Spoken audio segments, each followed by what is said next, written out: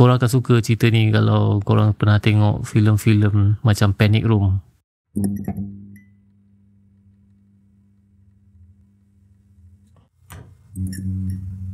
Okay, Assalamualaikum. Hari ni aku nak review sebuah filem yang diarahkan oleh seorang pengarah yang aku rasa filem-filem yang dia hasilkan menarik, iaitu Christopher Landon.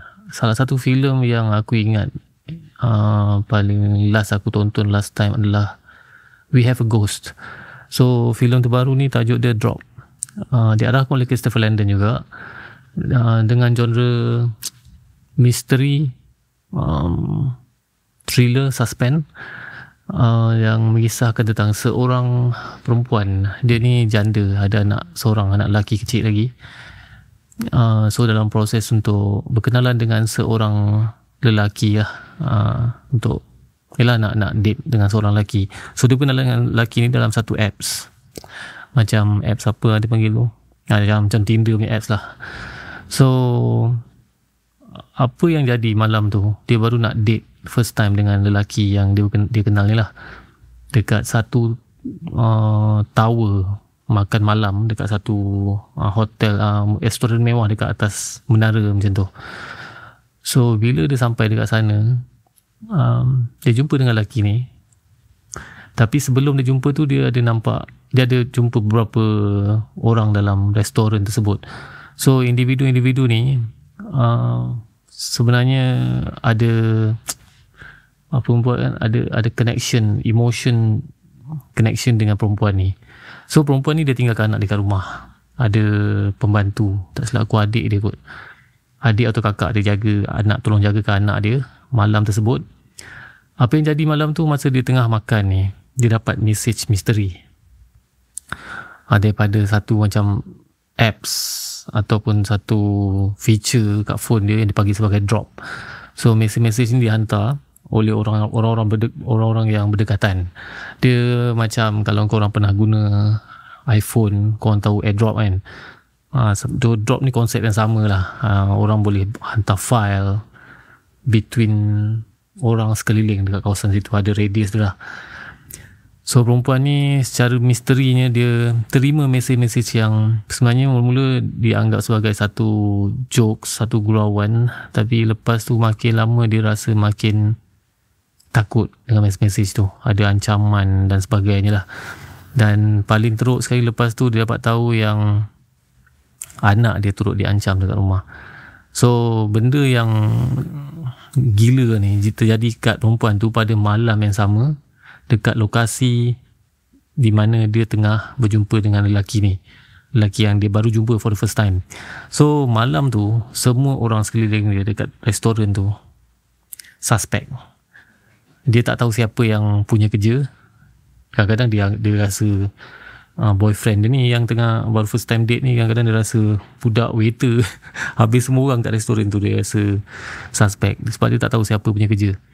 So cerita ni sebuah cerita yang memang suspense lah, senang cerita, thrill. Korang akan suka cerita ni kalau korang pernah tengok filem-filem macam Panic Room. Korang akan enjoy, sebab korang akan rasa suspense, korang akan rasa tertarik tengok filem ni, sebab korang akan tertanya siapa yang punya angkara, siapa punya idea, dan kenapa dia perlu buat sampai macam ni.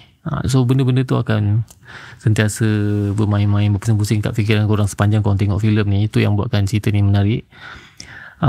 Aku suka pelakon utama dia ni, iaitu Megan Fahey sebagai Violet, dan teman lelaki dia Brandon Sclena sebagai Henry.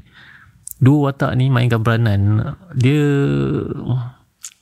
bagi kita emotion attachment dekat perempuan ni.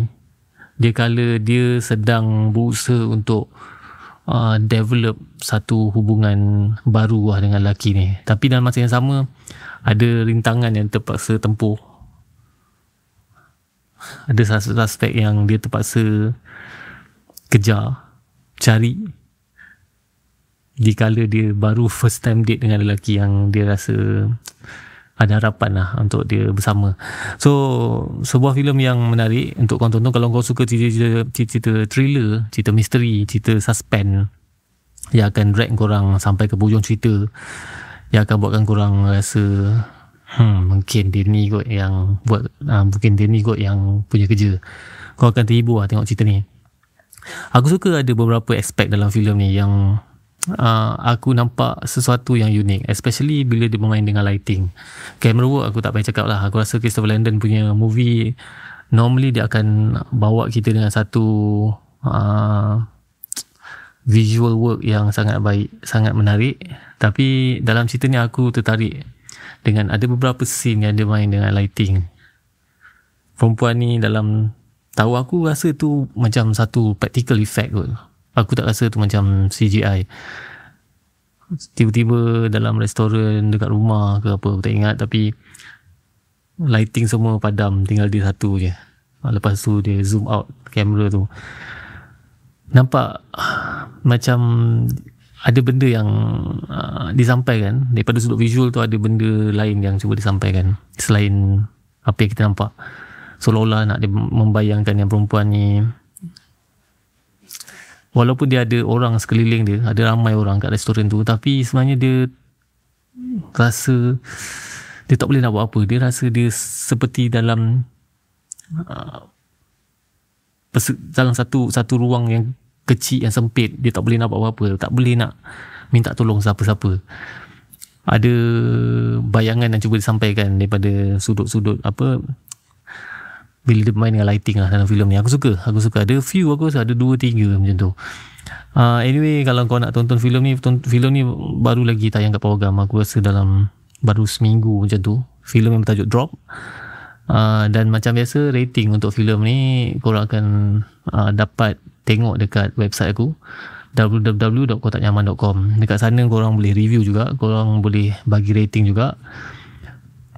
Semua korang boleh buat kat sana. Tak ada halangan kau nak bagi berapa pun, aku tak halang. Kau boleh review apa-apa pun, tak ada siapa yang sekat. So kau boleh login je kat sana dan review sendiri. Okay, so apa pendapat korang tentang filem Drop ni? Cuba komen kat bawah. Nyaman.